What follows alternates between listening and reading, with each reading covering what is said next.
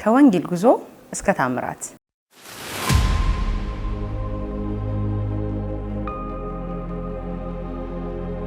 በኢትዮጵያ የነበረውን የወንጌል ጉዞ አሁን እስካለበት ድረስ የሚተርከው ዘጋቢ ፊልም የቢኒያም አክሎግ በኩር የሚዲያ አገልግሎት ጅማሬ ነበር። በጥቂቱ ተጋበዙልን።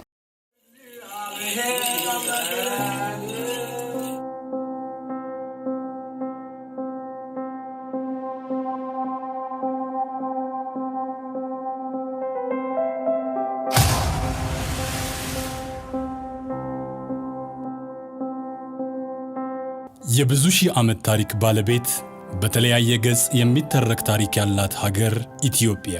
ይህ ዶክመንተሪ ፊልም ከብዙ ገጽታዎቿ ዋነኛ የሆነውን የክርስትና ታሪኳን ጥንት ከሚባለው ጊዜ ጀምሮ የኢትዮጵያ ወንጌላውያን አብያተ ክርስቲያናትን ውልደትና እድገት ይተርካል። ያመነ ንጉስ የምናውቀው ትልቁን ቆስጠንጢኖስ ነው።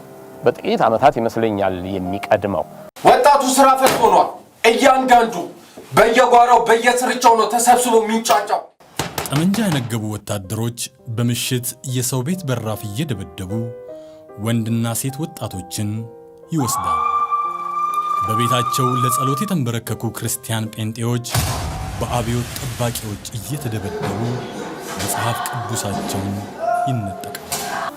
ይሄም የሙሉ ወንጌል ሆነ ይሄ የመንፈስ ቅዱስ እንቅስቃሴ የተነሳው ዝም ብሎ ከባዶ ቦታ ከሰማይ ዱብ አላለም። እንደማምነው ይሄ የነሱ እንባ እና የነሱም ደግሞ ዋጋ መክፈል ወደዚህ እግዚአብሔር ይሄንን እንቅስቃሴ የመንፈስ ቅዱስ እንቅስቃሴ ወደ ምድራችን እንዲመጣ ያደረገ ብዬ ነው እማምነው። በአንድ ጨፍጋጋ ማለዳ ወታደሮችን የጫነች ካሚዮን አብያተ ክርስቲያናትን የመዝጋት ተልዕኮዋን ለመፈጸም ተንቀሳቀሰች።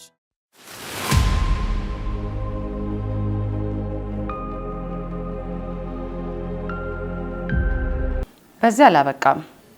በወንጌል ጉዞ አህዱ ብሎ የተጀመረው መንገድ ራፋ የተሰኘ በፎስ አገልግሎት ላይ ያተኮረ ዘጋቢ ፊልም አስከትሎ መጥቷል። ለተመልካቾች ተደራሽ ሆኗል። እሱንም ተጋበዙልን። ያቺ 12 ዓመት ደም የፈሰሳት ሴት በሰውነቷ አወቀችው እንደሚል መጽሐፍ ቅዱስ ሰዎችም ፈውስን በሚያገኙበት ጊዜ ያውቁት።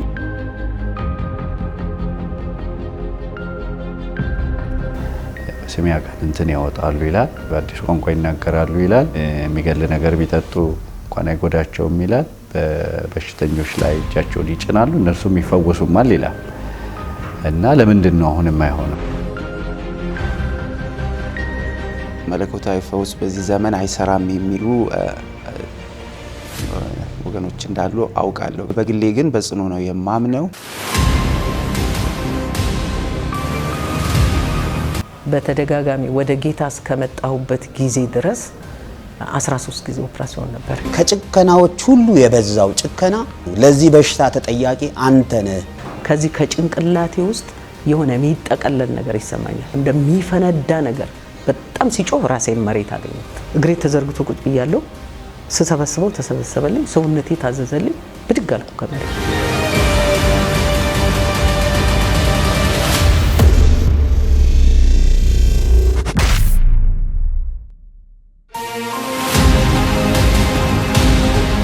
ይሄ ደግሞ ሌላ ሊገለጽ የሚገባው መስተካከል የሚገባው ነገር ነው። ታማሚውን አደጋ ላይ ይጥለዋል።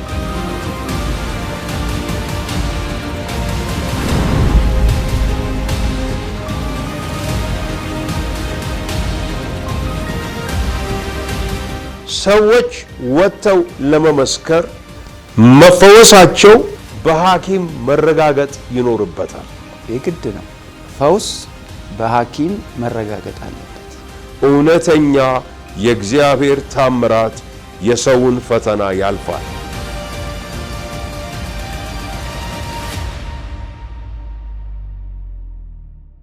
ጉዞው በዘጋቢ ፊልሞች ቢጀምርም ወደ መጽሐፉ ዓለም ጎራ ብሎ 3 መጽሐፎችን ለአንባቢያን አቅርቧል።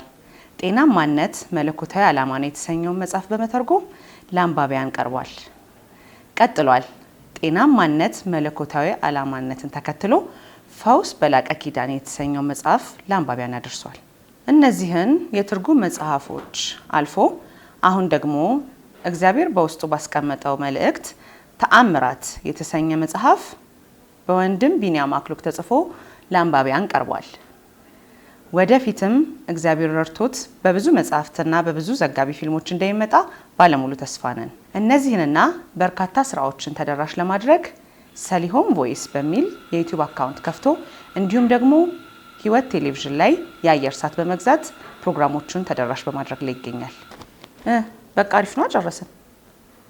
ከት ቆይ ሳልነግራችሁ ከዚህም በተሻለ ደግሞ እስራኤል ሀገር ሰዎችን በመያዝ ቱር በማድረግና ታሪካዊ ቦታዎችን በማስጎብኘት ለ5 ዙር እስራኤል ሀገር ሰዎችን በመውሰድ አስጎብኝቷል።